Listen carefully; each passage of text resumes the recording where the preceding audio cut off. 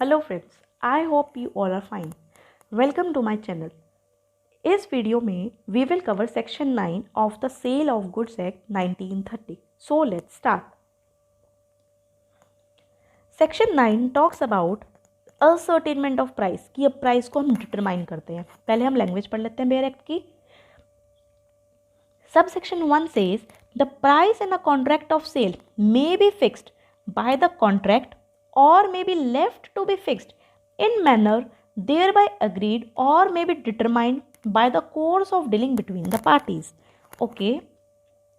Second, where the price is not determined in accordance with the foregoing provisions, the buyer shall pay the seller a reasonable price. What is reasonable price is a question of fact. Depend on the circumstance of each particular case. तो बहुत easy language जो section 9 में बोली. क्या कह रहा है कि हम प्राइस को कैसे डिटरमाइन करेंगे. कह रहा है या तो हम कॉन्ट्रैक्ट में ही फिक्स कर लेंगे. भाई सेलर है, बायर है, उन्होंने क्या किया, अपना कॉन्ट्रैक्ट बना लिया, उसमें उसको प्राइस को फिक्स कर लिया, ठीक है, कोई प्रॉब्लम नहीं. Or may be left to be fixed in manner thereby agreed or may be determined by the course of dealing between the parties. या तो हमने कॉन्ट्रैक्ट में फिक्स कर लिया, या हम कैसे फिक्स करेंगे, कैसे भी, जैसे हम एग्री करते हैं एक दूसरे की बातों से, चाहे हम ओरली उसको फिक्स कर ले, हम कैसे भी उसको फिक्स कर सकते हैं. It depends totally on the parties, ठीक है. सेकेंड, अगर प्राइस डिटरमाइन नहीं हुआ तो in accordance with the forgoing provisions, अगर ऐसे प्राइस नहीं डिसाइड हुआ तो क्या करोगे.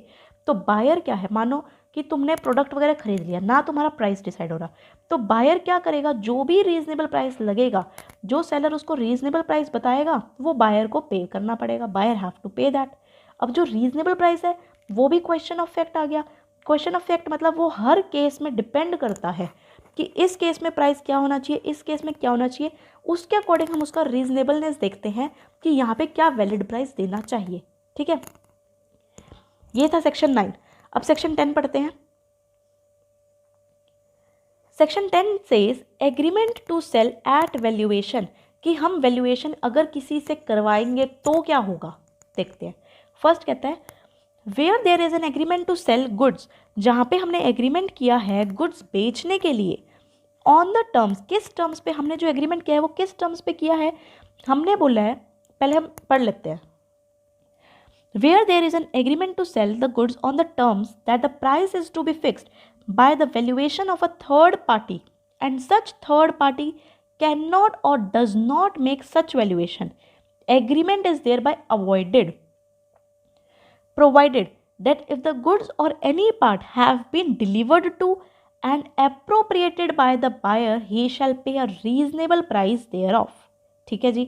सेकंड बोल रहा है where such third party is prevented from making the valuation by the fault of the seller or the buyer, the party not in fault may maintain a suit for damages against the party in fault. Okay, easy. अब पढ़ते हैं क्या बोल रहा है. कह रहा है कि अगर एग्रीमेंट, इसको हम समझते हैं, देखो देखो हम इसको ऐसे समझते हैं. देखो जो सबसेक्शन 1 है सेक्शन 10 का, क्या बोल रहा है कि अगर जहाँ एग्रीमेंट हुआ है कि थर्ड पार्टी, जो थर्ड पार्टी है वो हमारा प्राइस डिसाइड करेगी, किसके बीच में, सेलर और बायर है, वो एक पर्टिकुलर गुड्स का ना प्राइस डिसाइड नहीं कर पा रहे, वो क्या करते हैं सेलर और बायर, वो ना थर्ड पार्टी को कंसल्ट करते हैं कि आओ आप हमारा प्राइस डिसाइड कर दो, ठीक है. अगर थर्ड पार्टी भी इनका प्राइस नहीं डिसाइड कर पा रही, माइंड माई वर्ड्स, अगर थर्ड पार्टी भी प्राइस नहीं डिसाइड कर पा रही, तो वो जो हमारा एग्रीमेंट था हम उसको अवॉइड कर देंगे. That agreement will be avoided, ठीक है. अब अगर इस एक केस यहाँ पे क्या आता है कि अगर बायर ने कोई गुड्स खरीद लिया, ठीक है, कोई गुड्स खरीद लिया, तो उसका प्राइस क्या होएगा. फिर प्रोवाइजो बोलता है, देखो अब प्रोवाइजो बताते हैं. कह रहा है ना, जैसे where there is an agreement to sell on the terms that the price valuation कौन करेगा, थर्ड पार्टी. और अगर वो थर्ड पार्टी नहीं कर पा रही तो मैंने बोला एग्रीमेंट को अवॉइड कर दो, ठीक है जी. प्रोवाइजो कह रहा है कि अगर provided that if the goods or any part thereof have been delivered to, मैंने अभी बताया कि अगर बायर को कोई ऐसा गुड्स है जो उसको मिल चुका है और उसका प्राइस भी अभी डिटरमाइन नहीं है, तो क्या होएगा, तो बायर शैल पे अ रीजनेबल प्राइस, तो बायर को जो रीजनेबल प्राइस लगेगा after consulting with the seller, तो वो उसका रीजनेबल प्राइस देगा। ठीक है, यहाँ पे बताया सेकंड में, अगर थर्ड पार्टी प्रिवेंट हुई है from making the valuation bye the fault, seller की फॉल्ट है या बायर की, तो जो पार्टी फॉल्ट नहीं कर रही ना वो डैमेजेस के लिए सू कर देगी उसको। इसका मतलब मानो कि थर्ड पार्टी है, ठीक है, अब थर्ड पार्टी तो क्या है, अपना बैठी क्या करने के लिए, प्राइस डिसाइड करने के लिए।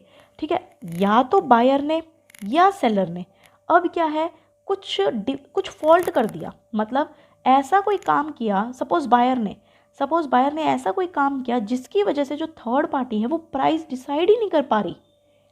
ठीक है, थर्ड जो बायर है उसने ऐसा कुछ किया कि तो जो थर्ड पार्टी है वो पैसे ही नहीं डिसाइड कर पा रही कि इस पर्टिकुलर गुड्स के क्या प्राइस होएगा।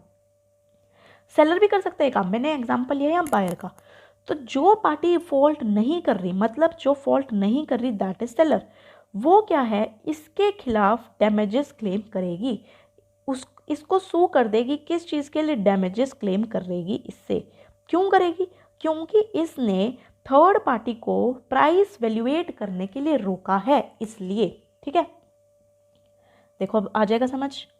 Where such third party is prevented from making the valuation, जहाँ पे थर्ड पार्टी को उसने रोका क्या करने से, प्राइस डिसाइड करने के लिए, वैल्यूएशन करने के लिए, बाय द फॉल्ट ऑफ, चाहे सेलर रोक रहा हो चाहे buyer, the party not in fault, हमारे एग्जाम्पल में कौन था नॉट इन फॉल्ट, सेलर, जो फॉल्ट नहीं कर रहा, may maintain a suit for damages against the party in fault, party in fault कौन था हमारे एग्जाम्पल में, बायर, तो इसके खिलाफ क्या डैमेजेस के लिए सू कर सकती है इसको।